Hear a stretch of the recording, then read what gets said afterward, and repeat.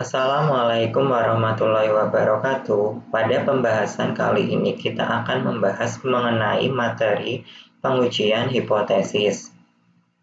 Apa saja yang akan kita bahas? Pertama, kita akan membahas tentang pendahuluan hipotesis. Kedua adalah tentang kesalahan jenis 1 dan kesalahan jenis 2. Ketiga, uji satu arah dan uji dua arah. Keempat, pengujian hipotesis dengan sampel besar dan pengujian hipotesis dengan sampel kecil. Pertama, yang akan kita bahas yaitu tentang pendahuluan. Apakah itu hipotesis? Hipotesis merupakan suatu asumsi atau anggapan yang bisa benar atau salah mengenai suatu hal dan dibuat untuk menjelaskan sesuatu hal tersebut sehingga memerlukan pengecekan lebih lanjut. Ingat, di statistik kita mengenal yang namanya probabilistik atau kemungkinan. Setelah itu kita akan membahas tentang asumsi atau anggapan yang mungkin bisa benar atau salah, yang disebut hipotesis. Untuk suatu hipotesis yang telah kita buat, hanya ada dua kemungkinan yang harus kita putuskan, yaitu antara menolak hipotesis atau menerima hipotesis. Setelah kita menghitung statistik dari sampel yang telah kita kumpulkan. Menolak hipotesis artinya kita menyimpulkan bahwa hipotesis tidak benar. Sedangkan menerima hipotesis artinya tidak cukup informasi dari sampel untuk menyimpulkan bahwa hipotesis harus kita tolak. Artinya, walaupun hipotesis itu kita terima, tidak berarti hipotesis itu benar, karena masih ada kemungkinan bahwa hipotesis yang kita lakukan itu salah ataupun benar. Contohnya, ketika ada pengujian hipotesis bahwa ada suatu asumsi di mana suatu jenis obat baru lebih efektif untuk menurunkan berat badan, maka rumusan hipotesisnya adalah ada hipotesis 0, H0, dan hipotesis alternatif atau H1, di mana hipotesis 0 atau H0 adalah menyatakan bahwa asumsi tidak benar. Berarti untuk H0 ini kita akan menyatakan bahwa asumsi mengenai jenis obat baru lebih efektif tidak benar. Maka untuk H0 kita membuat hipotesis obat baru sama dengan obat lama. Untuk H1 atau hipotesis alternatif, kita akan terima hipotesis atau asumsi yang ada. Kita akan terima suatu jenis obat baru lebih efektif untuk menurunkan berat badan. Maka hipotesis dari H1 adalah obat baru lebih baik dari obat lama. Contoh kedua, seorang dokter menyatakan bahwa lebih dari 60% pasien yang menderita sakit paru-paru di suatu rumah sakit adalah karena merokok. Maka rumusan hipotesisnya adalah untuk H0 kita akan menolak atau tidak menerima asumsi tersebut.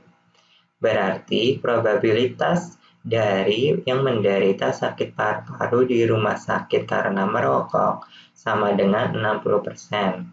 Sedangkan karena H1 kita menerima asumsi, maka probabilitasnya untuk yang menderita sakit paru-paru karena merokok tidak sama dengan 0,6, artinya probabilitas mungkin lebih dari 60%. Berarti untuk H1 sama dengan asumsi yang ada. Kedua adalah kesalahan jenis 1 dan jenis 2. Keputusan kita menolak dan menerima hipotesis 0 mengandung ketidakpastian, artinya keputusan itu bisa benar atau salah. Untuk itu ada beberapa kesalahan, yaitu kesalahan jenis 1 dan kesalahan jenis 2. Kesalahan jenis 1 adalah kesalahan akibat menolak hipotesis 0, padahal hipotesis 0 benar, sehingga harusnya diterima. Probabilitas melakukan kesalahan jenis 1 disebut taraf signifikansi atau taraf nyata yang ditulis atau disimbolkan dengan alfa, yaitu alfa sama dengan P, atau probabilitas kesalahan jenis 1 sama dengan probabilitas menolak H0, di mana H0 benar. Sedangkan kesalahan jenis 2 adalah kesalahan akibat menerima hipotesis 0. Padahal hipotesis 0 itu salah, sehingga harusnya ditolak.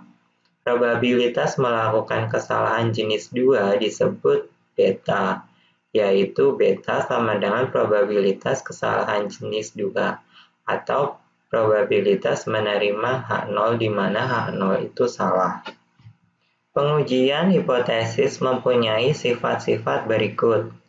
Pertama, ada hubungan antara kesalahan jenis 1 dan kesalahan jenis 2. Memperkecil probabilitas melakukan kesalahan jenis 1 akan memperbesar probabilitas melakukan kesalahan jenis 2.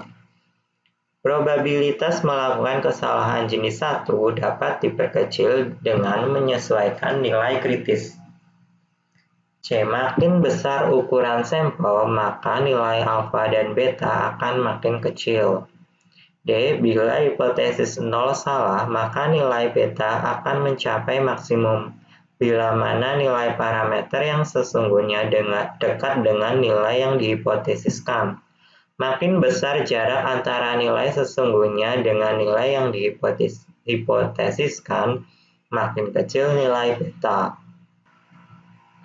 Uji satu arah dan uji dua arah. Uji satu arah disebut juga uji eka arah yang mempunyai bentuk sebagai berikut, yaitu H0 adalah theta sama dengan theta 0 dan H1 adalah theta lebih dari H0, atau H0 adalah theta sama dengan H0 dan H1 adalah theta kurang dari H0. Uji satu arah ditandai dengan adanya satu daerah penolakan hipotesis 0. Ini adalah daerah penolakan yang bergantung pada nilai kritis tertentu. Di sini akan ada nilai kritisnya, di mana nilai kritis ini diperoleh dari tabel untuk nilai alfa yang telah dipilih sebelumnya. Jadi, pada saat kita akan menentukan hipotesis untuk suatu kasus, kita akan memilih antara H1-nya theta kurang dari theta 0 atau H1-nya theta lebih dari theta 0. Selanjutnya adalah uji dua arah. Uji dua arah disebut juga uji dwi arah yang mempunyai bentuk sebagai berikut, yaitu H0 adalah theta sama dengan theta 0 dan H1 adalah theta tidak sama dengan theta 0. Uji dua arah ditandai dengan adanya dua daerah penolakan. Di sini di kanan dan di kiri. Itu adalah daerah penolakannya. Dua daerah penolakan hipotesis 0 yang juga bergantung pada nilai kritis tertentu atau nilai kritis tertentu. Di sini ada nilai kritisnya yang didapat dari alfa. Untuk uji dua arah, di sini alfa dibagi 2. Sedangkan untuk uji satu arah, dia hanya menggunakan alfa. Pengujian hipotesis dengan sampel besar atau ukurannya lebih dari sama dengan 30. Pertama, kita akan membahas pengujian parameter rata-rata mu populasi pada sampel besar. Pandanglah masalah pengujian hipotesis bahwa rata-rata atau mu suatu populasi sama dengan suatu nilai mu 0. Maka hipotesisnya H0 adalah mu sama dengan mu 0 dan H1 adalah mu tidak sama dengan mu 0. Bila simpangan baku atau sigma X dari populasi itu diketahui dan sampel yang dipakai adalah sebanyak N, maka statistik uji yang dipakai untuk menguji hipotesis rata-rata populasi adalah ZH sama dengan X bar dikurangi mu 0 dibagi sigma X bar, di mana untuk mencari sigma X bar untuk populasi tak terbatas, sigma X bar sama dengan sigma X dibagi akar N. Untuk populasi terbatas, sigma X bar sama dengan sigma X dibagi akar N kecil, di mana N kecil adalah ukuran sampel, dikali akar N besar dikurangi N kecil dibagi N besar dikurangi 1, di mana N besar adalah ukuran dari populasi. Contohnya, suatu populasi berupa seluruh pelat baja yang diproduksi oleh suatu perusahaan memiliki rata-rata panjang 80 cm dengan simpangan baku 7 cm. Sesudah berselang 3 tahun, teknisi perusahaan meragukan hipotesis mengenai rata-rata panjang pelat baja tersebut. Guna meyakinkan keabsahan hipotesis itu, diambil suatu sampel acak sebanyak 100 unit pelat baja dari populasi di atas, dan diperoleh hasil perhitungan bahwa rata-rata panjang pelat baja adalah 83 cm. Standar deviasinya tetap. Apakah ada alasan untuk meragukan bahwa rata-rata panjang pelat baja yang dihasilkan perusahaan itu sama dengan 80 cm? Kita akan melakukan uji statistik ini pada taraf signifikansi alfa sama dengan 5%. Populasi dianggap tidak terbatas sebab ukurannya tidak diketahui. Dari informasi kasus di atas, kita mengetahui rata-rata populasinya, yaitu μ0, yaitu 80 cm, dan simpangan baku dari populasi tersebut, yaitu sigma X sama dengan 7 cm. Yang kita ketahui dari kasus tersebut juga sampel dengan ukuran N sama dengan 100, dan rata-rata dari sampel atau X bar sama dengan 83 cm. Taraf nyata yang diinginkan adalah alfa sama dengan 5%. Berikut ini adalah langkah-langkah pengujian hipotesis untuk persoalan tersebut. Hipotesis yang diuji adalah uji dua arah, yaitu H0 adalah mu sama dengan 80 dan H1 yaitu mu tidak sama dengan 80. Kenapa kita menggunakan uji dua arah? Karena asumsi yang kita akan uji yaitu asumsi bahwa rata-rata panjang pelat baja yang dihasilkan perusahaan itu sama dengan 80 cm. Karena sama atau sama dengan, maka kita menggunakan uji dua arah. Tapi apabila asumsi itu kurang dari 80 cm atau lebih dari 80 cm, atau paling sedikit sama dengan 80 cm atau paling banyak 80 cm, maka kita menggunakan uji satu arah. Oke, kita balik ke jawaban. Taraf nyata yang dipakai 50% untuk uji dua arah. Nilai kritisnya kita cari, yaitu Z alfa per 2. Di mana alfanya yaitu 5% atau 0,05. 0,05 kita bagi 2 sama dengan Z 0,025, dan dari tabel distribusi normal standar kumulatif diperoleh nilai Z 0,025 sama dengan 1,96. Untuk menghitung menggunakan tabel distribusi normal standar kumulatif berbeda dengan kasus-kasus sebelumnya.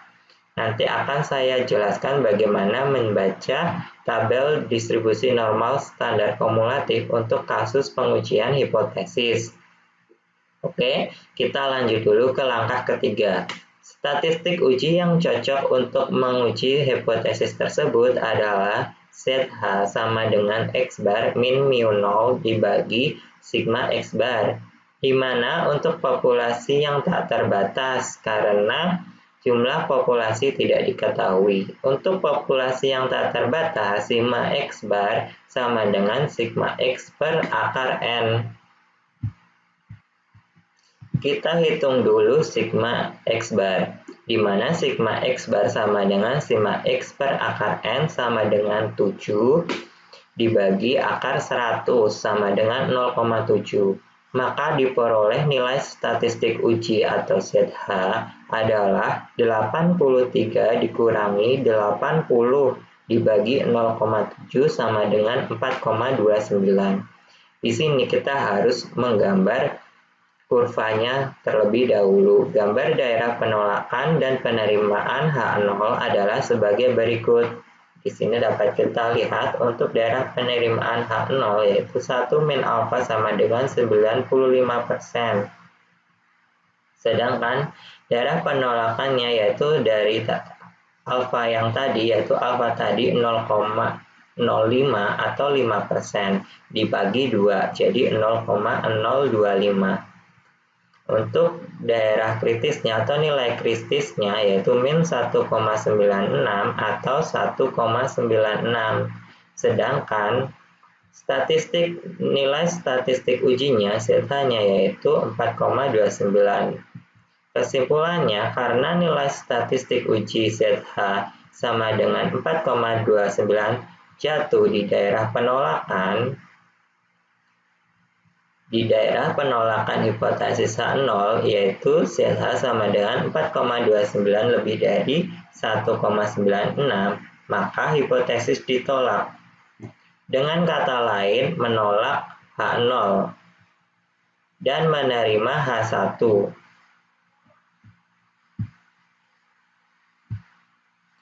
Artinya, pada alfa 5% ada perbedaan yang nyata atau signifikan dari rata-rata X-bar sama dengan 83 cm yang dihitung dari sampel dengan nilai rata-rata mu sama dengan 80 cm yang dihipotesiskan. Jadi, perbedaan antara X-bar sama dengan 83 cm dan mu sama dengan 80 cm adalah signifikan adanya, bukan terjadi karena faktor kebetulan. Kedua, kita akan membahas pengujian parameter proporsi dari populasi. Misalkan kita mempunyai populasi yang mengandung jenis tertentu dengan proporsi P sama dengan X per N. Untuk uji dua arah, yaitu H0, yaitu P sama dengan P0 dan H1, yaitu P tidak sama dengan P0. Sedangkan untuk uji satu arah, yaitu H0, yaitu P sama dengan P0 dan H1, yaitu P lebih dari P0. Atau H0, P sama dengan P0 dan H1, yaitu P kurang dari P0. Statistik uji yang dipakai yaitu ZH sama dengan P topi min P0 dibagi sigma P topi, di mana sigma P topi untuk populasi tak terbatas adalah akar P0 dikali dalam kurung 1 min P0 dibagi N. Dan untuk populasi terbatas, sigma P topi sama dengan akar P0 dikali dalam kurung 1 min P0 dibagi N dikali akar N besar dikurangi N kecil dibagi N besar dikurangi 1. Di mana P topi ini adalah proporsi dari sampel dan P0 ini adalah proporsi dari populasi. Untuk N besar adalah ukuran dari populasi dan N kecil adalah ukuran dari sampel. Sedangkan sigma P topi adalah simpangan baku dari proporsi dan ZH adalah statistik uji. Selanjutnya kita masuk ke contoh. Perusahaan Magic yang bekerja di bidang suku cadang komputer mikro akan memperkenalkan produk terbarunya di pasaran. Untuk itu, bagian pengendalian kualitas perusahaan mengambil sampel secara acak sebanyak 170 buah suku cadang dan ditemukan ada 16 yang cacat. Dari data tersebut, apakah benar produksi yang ditemukan cacat kurang dari 10%? Ingat, karena kurang dari, maka kita akan menggunakan hipotesis atau H1 kurang dari, atau kita akan menggunakan uji satu arah. Gunakan cara signifikansi 2%. Kita langsung ke jawaban. Populasi dianggap tak terbatas karena ukuran populasi tidak diketahui. Proporsi suku cadang yang cacat dalam sampel adalah P topi sama dengan 16 dibagi 170, di mana 16 itu adalah suku cadang yang cacat dan 170 adalah sampel yang diambil. 16 dibagi 170 sama dengan 0,094. Lalu langkah pertama kita menentukan hipotesis statistik, di mana H0 yaitu P sama dengan 10% sama dengan 0,1, dan untuk H1-nya yaitu P kurang dari 0,1 yang merupakan uji satu arah. Langkah kedua, pada alfa 2%, nilai kritisnya adalah Z alfa. Kenapa Z alfa? Kenapa alfa tidak dibagi 2? Karena kita menggunakan uji satu arah. Kalau kita menggunakan uji dua arah, maka alfa dibagi 2. Maka karena alfanya 2%, Z alfa sama dengan Z 0,02. Dan kita akan mengetahui nilai Z 0,02 dari tabel distribusi normal standar kumulatif. Diketemukan bahwa Z 0,02 sama dengan min 2,054, di mana di kurva nilai minus akan berada di sebelah kiri. Langkah ketiga yaitu kita menghitung statistik uji, di mana ZH atau statistik uji sama dengan P topi dikurangi P0 dibagi sigma P topi. Dengan P topi yang tadi kita temukan adalah 0,094 dan P0 sama dengan 0,1. Kita lihat P topi 0,094 dan P0 yaitu 0,1, karena kita akan menguji hipotesis yang ditemukan cacatnya kurang dari 10%. Oke. Sebelum kita menghitung statistik ujinya atau ZH, kita harus mencari sigma P topi. Untuk mencari sigma P topi, kita menggunakan rumus sigma P topi sama dengan akar P0 dikali 1 min P0 dibagi N. Kenapa kita pakai rumus ini? Karena populasinya tak terbatas, karena ukuran populasinya tidak diketahui. Sehingga akar 0,1 dikali 0,9 dibagi 170 sama dengan 0,023, dan ZH-nya diperoleh sama dengan min 0,26. Setelah itu kita simpulkan, karena nilai statistik uji atau ZH-nya min 0,26 lebih besar dari min 2,054, maka hipotesis 0 diterima karena statistik ujinya berada di daerah penerimaan.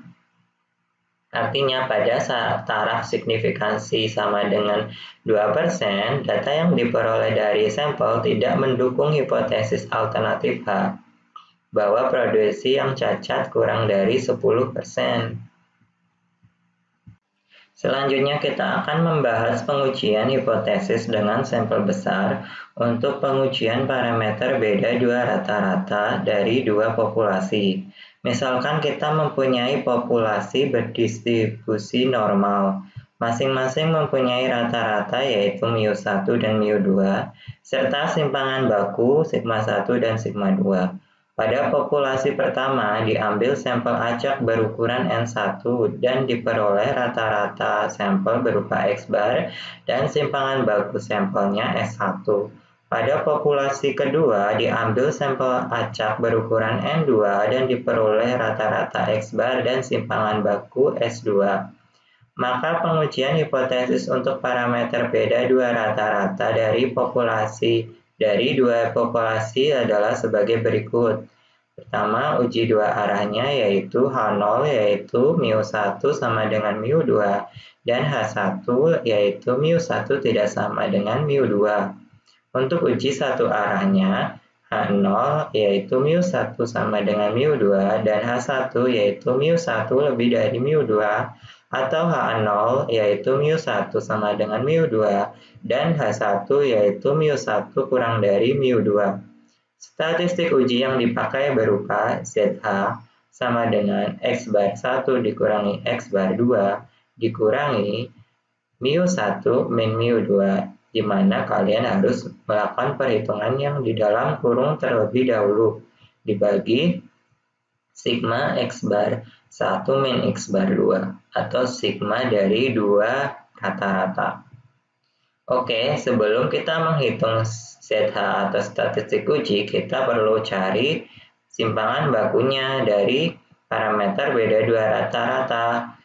Untuk populasi tak terbatas, simpangan bakunya yaitu akar sigma 1 kuadrat dibagi N1 ditambah sigma 2 kuadrat dibagi N2. Untuk populasi terbatas, yaitu akar sigma 1 kuadrat dibagi N1 ditambah sigma 2 kuadrat dibagi N2 dikali N1 ditambah N2 dikurangi N1 ditambah N2 dibagi N1 ditambah N2 dikurangi 1. Di mana di sini N kecil yaitu ukuran sampel dan N besar adalah ukuran populasi. Contohnya, Asosiasi Real Estate sedang menyiapkan brosur yang mereka rasa mungkin menarik bagi calon pembeli rumah di daerah A dan B di suatu kota. Satu hal yang menarik adalah waktu lama si pembeli tinggal dalam rumah yang bersangkutan. Sebuah sampel yang terdiri atas 40 rumah di daerah A memperlihatkan bahwa rata-rata kepemilikan sebuah rumah adalah 7,6 tahun dengan simpangan baku 2,3 tahun. Sedangkan satu sampel yang terdiri dari atas 55 rumah di daerah B memperlihatkan bahwa rata-rata lama waktu kepemilikan rumah adalah 8,1 tahun dan simpangan baku 2,9 tahun. Pada taraf signifikansi 5%, apakah kita dapat menarik kesimpulan bahwa penduduk di daerah A memiliki rumah mereka dalam waktu lebih singkat dari penduduk di daerah B? Jadi, A memiliki waktu kurang dari daerah B. Untuk itu nanti untuk uji statistiknya kita menggunakan uji satu arah yang kurang dari. Oke, lanjut. Data yang diperoleh dari sampel untuk daerah A dan daerah B adalah sebagai berikut. Di daerah A, untuk ukuran sampelnya 40, rata-ratanya 7,6 dan simpangan bakunya 2,3. Di daerah B, ukuran sampelnya adalah 55, rata-rata sampelnya 8,1 dan simpangan bakunya 2,9.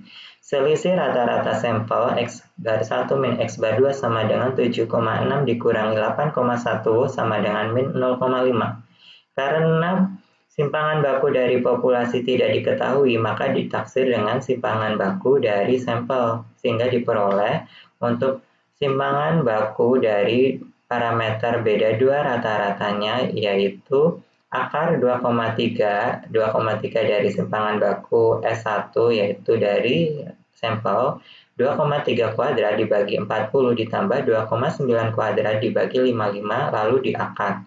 Ketemunya yaitu 0,53. Dengan menganggap dua populasi tersebut berdistribusi normal karena sampel lebih besar sama dengan 30 jumlahnya.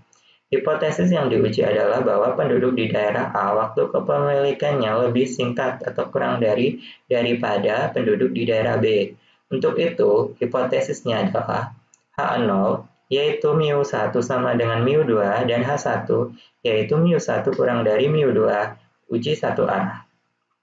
Nilai kritis untuk uji satu arah dengan alfa sama dengan untuk alfa 5% adalah Z 0,05 sama dengan min 1,645 yang letaknya ada di kiri. Angka min 1,645 ini kita dapat dari membaca tabel distribusi normal kumulatif. Untuk statistik ujinya kita menggunakan set H sama dengan selisih dari X bar dikurangi selisih dari mu dibagi simpangan baku parameter beda dua rata-rata. Sama dengan untuk selisih dari rata-rata sampel yaitu min 0,5, sedangkan untuk selisih dari rata-rata populasi 0 karena tidak diketahui, dibagi simpangan baku dari parameter beda dua rata-ratanya yaitu 0,53 sama dengan min 0,94. Dapat kita lihat di sini daerah atau nilai kritisnya yaitu min 1,645 dengan nilai statistik ujinya yaitu min 0,94, di mana ZH ini ada di daerah penerimaan H0. Karena ZH sama dengan min 0,94 lebih dari min 1,645, maka pada alfa 5% hipotesis 0 diterima. Artinya pada taraf signifikansi 5%, waktu kepemilikan rumah penduduk di daerah A dan di daerah B perbedaannya tidak signifikan. Dengan kata lain, data dari sampel tidak mendukung pendapat bahwa waktu kepemilikan rumah penduduk di daerah A lebih singkat daripada penduduk daerah B. Gambar daerah penolakan dan penerimaan ada di sebelah kanan. Selanjutnya kita akan membahas pengujian parameter beda dua proporsi dari dua populasi, di mana proporsi ini kita simbolkan dengan P. Misalkan kita mempunyai populasi. Dari populasi pertama terdiri dari unsur X1 dengan proporsi P1 sama dengan X1 per N1. Dan pada populasi kedua terdiri atas unsur X2 dengan proporsi P2 sama dengan X2 dibagi N2. Pada populasi pertama diambil sampel acak berukuran N1 dengan proporsi P topi 1 sama dengan X1 dibagi N1. Pada populasi kedua diambil sampel acak berukuran N2 dengan proporsi P topi 2 sama dengan X2 dibagi N2. Maka pengujian hipotesis untuk parameter beda dua proporsi dari dua populasi sebagai berikut. Untuk uji dua arahnya, H0 yaitu P1 sama dengan P2 dan H1 yaitu P1 tidak sama dengan P2. Untuk uji satu arahnya yaitu H0 yaitu P1 sama dengan P2 dan H1 yaitu P1 lebih dari P2, atau H0 yaitu P1 sama dengan P2 dan H1 yaitu P1 kurang dari P2. Statistik uji yang dipakai adalah set H sama dengan selisih dari P topi atau proporsi dari sampel dikurangi selisih dari P1 min P2 atau proporsi dari populasi dibagi simpangan baku parameter beda dua proporsi atau sigma P topi 1 min P topi 2. Untuk terlebih dahulu kita cari simpangan baku beda dua proporsinya. Bila populasi tak terbatas, maka simpangan bakunya yaitu akar P topi kali Q topi dikali 1 min N1 dikali 1 per N1 ditambah 1 per N2. Apabila populasi terbatas, maka akar P topi kali Q topi dikali dalam kurung 1 per N1 ditambah 1 per N2 dikali akar N1 ditambah N2 dalam kurung dikurangi N1 ditambah N2 dalam kurung dibagi dalam kurung N1 ditambah N2 dikurangi 1. Ingat, untuk N besar adalah ukuran populasi dan untuk N kecil adalah ukuran dari sampel. Contohnya, suatu survei dilakukan di dua daerah yang berbatasan yaitu daerah A dan daerah B untuk mengetahui pendapat masyarakat yang sesungguhnya. Apakah suatu rencana pembangunan pabrik obat nyamuk di perbatasan dua daerah itu bisa diteruskan atau tidak? Untuk mengetahui apakah ada perbedaan proporsi penduduk yang menyetujui rencana pembangunan pabrik obat nyamuk antara penduduk di daerah A dan daerah B, suatu polling dilakukan. Dari 200 penduduk di daerah A, ternyata terdapat 120 penduduk yang menyetujui rencana tersebut. Dan dari 500 penduduk di daerah B, ternyata terdapat 250 penduduk yang menyetujui rencana tersebut. Apakah beralasan untuk menerima bahwa proporsi penduduk di daerah A lebih besar dari proporsi di penduduk daerah B? Gunakan taraf nyatanya alfa 1%. Ingat, karena di sini asumsinya antara penduduk A lebih besar dari penduduk B, maka kita akan menggunakan uji satu arah. Jawab, misalkan untuk P1 yaitu proporsi sesungguhnya penduduk di daerah A yang setuju dengan rencana tersebut, sedangkan P2-nya yaitu proporsi sesungguhnya penduduk daerah B yang setuju dengan rencana tersebut. Sampel di daerah A yaitu dengan ukuran 200 dan untuk X1-nya yaitu 210, di mana proporsi atau P-topi dari sampel adalah 120 dibagi 200 yaitu 0,6, sedangkan sampel di daerah B dengan ukuran sampelnya 500 dengan X2-nya yaitu 250 dan proporsi atau P-topi 2-nya yaitu 250 dibagi 500 sama dengan 0,5. Langkah pertama yang kita lakukan adalah menentukan hipotesisnya yaitu H0 yaitu P1 sama dengan P2 dan H1 yaitu P1 lebih dari P2. Taraf nyatanya adalah alfa sama dengan 1%. Untuk uji satu arah, diperoleh nilai kritisnya yaitu Z 0,01 sama dengan 2,326, di mana nilai ini kita dapat dari tabel distribusi normal standar yang kumulatif. Langkah ketiga yaitu kita menentukan P-topi. P-topi sama dengan X1 ditambah X2 dibagi N1 ditambah N2 sama dengan 120 tambah 250 dibagi 200 ditambah 500, hasilnya 0,3.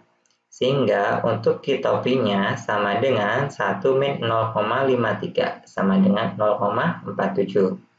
Untuk itu kita dapat menghitung simpangan baku parameter beda dua proporsi, yaitu sama dengan akar dari P-topi kali Q-topi dalam kurung 1 per N1 ditambah 1 per N2. Hasilnya yaitu 0,04, di mana dua populasi dianggap tak terbatas karena ukuran populasinya tidak diketahui. Untuk nilai statistik ujinya dipakai rumus ZH sama dengan selisih dari proporsi sampel dikurangi selisih dari proporsi populasi dibagi simpangan baku beda parameter beda dua proporsi sama dengan, karena proporsi untuk populasinya tidak diketahui, kita umpamakan 0. Jadi kita kurangkan proporsi dari sampel yaitu 0,6 dikurangi 0,5 dibagi 0,04 sama dengan 2,5. Kesimpulannya kita menolak H0 karena nilai statistik uji berada di daerah penolakan yaitu 2,5. Nilai statistik uji atau CH sama dengan 2,5 lebih dari 2,326. Artinya dapat diterima bahwa proporsi penduduk di daerah A yang menyetujui rencana pembangunan pabrik tersebut lebih besar daripada proporsi penduduk di daerah B yang menyetujuinya. Ingat, ketika kita menolak H0 atau di daerah penolakan H0 berarti kita menerima asumsi. Dan apabila kita berada di daerah penerimaan atau kita menerima H0 berarti kita menolak atau kita tidak menerima asumsi. Selanjutnya kita akan melakukan pengujian hipotesis dengan sampel kecil, di mana untuk pertama kita akan melakukan pengujian parameter rata-rata dari populasi di mana variansi atau sigma kuadrat tidak diketahui. Untuk uji hipotesisnya yaitu ada uji dua arah yaitu H0 yaitu mu sama dengan mu 0 dan H1 mu tidak sama dengan mu 0.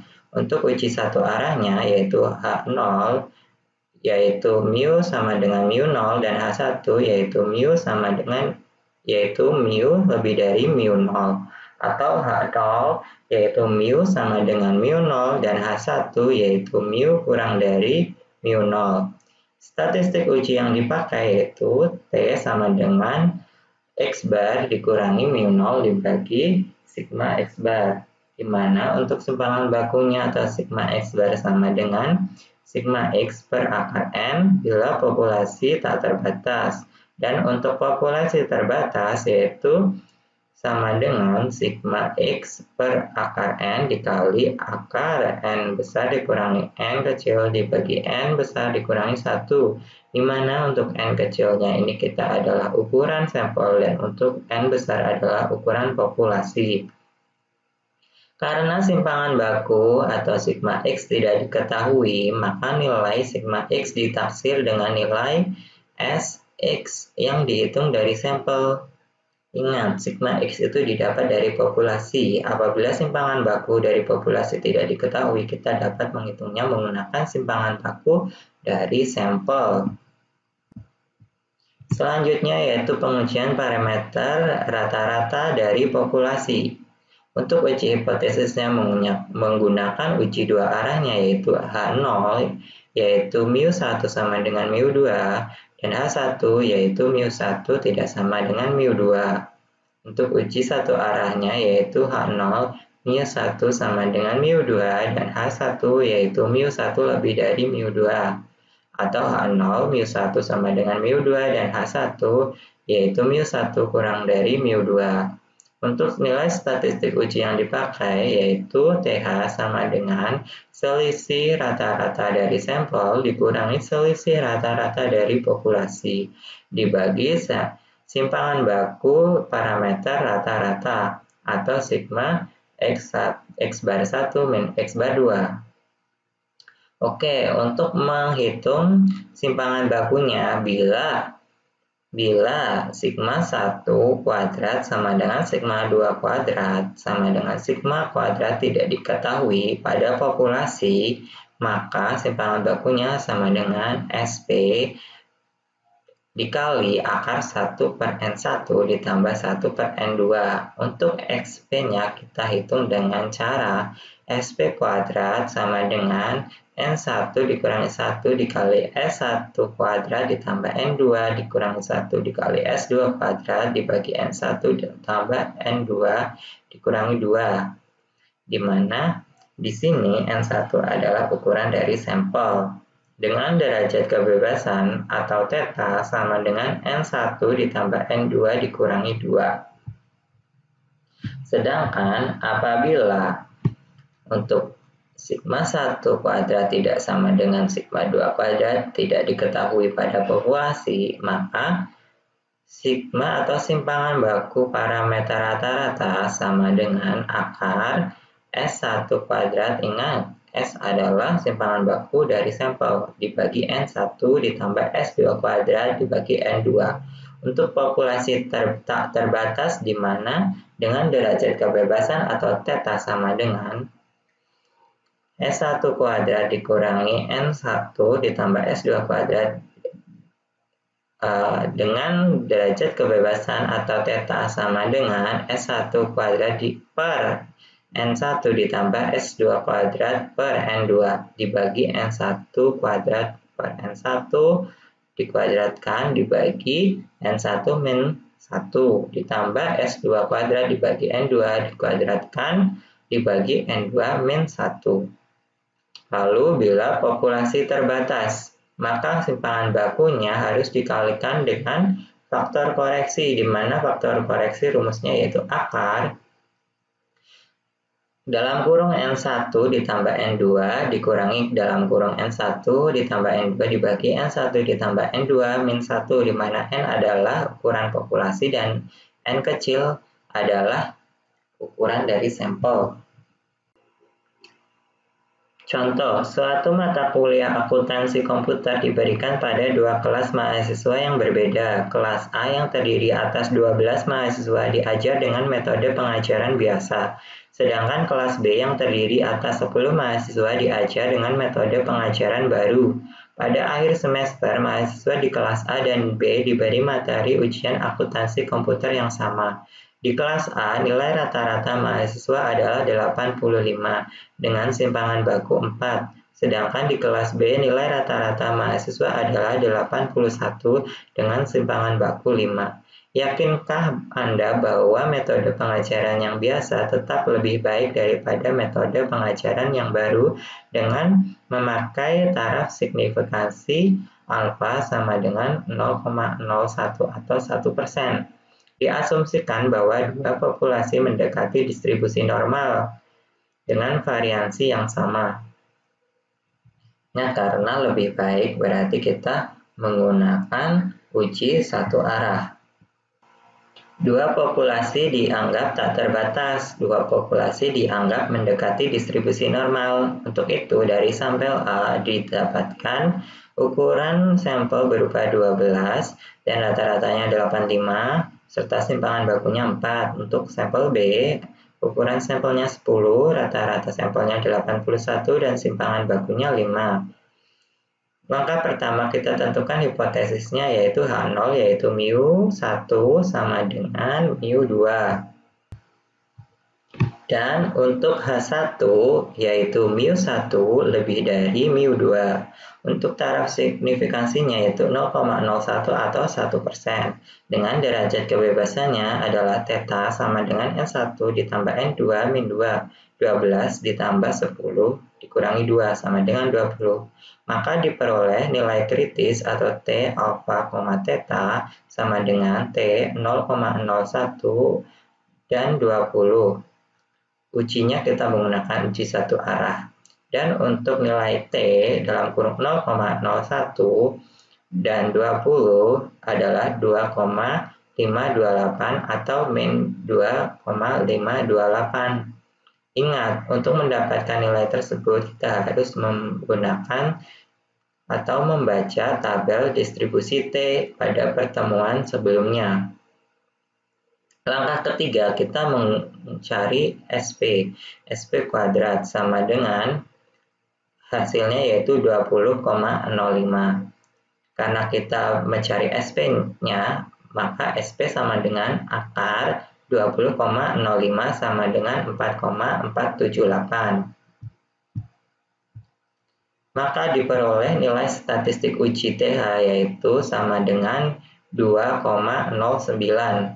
Kesimpulannya, H0 diterima karena nilai TH-nya 2,09 kurang dari 2,528. Atau nilai TH sama dengan 2,09 berada di daerah penerimaan H0 di sebelah kanan. Artinya, hasil belajar mahasiswa yang diajar dengan metode biasa dan metode baru, perbedaannya adalah tidak signifikan. Karena H0 diterima, jadi tidak signifikan. Dengan kata lain, data dari sampel tidak mendukung pernyataan bahwa metode pengajaran biasa tetap lebih baik daripada metode pengajaran baru. Jadi, informasi yang diperoleh dari sampel membuktikan bahwa dua metode mengajar itu ternyata sama saja. Demikianlah materi yang dapat saya sampaikan. Demikianlah materi yang dapat saya sampaikan pada pembahasan kali ini. Apabila ada pertanyaan, bisa tanya langsung lewat WhatsApp. Terima kasih. Wassalamualaikum warahmatullahi wabarakatuh.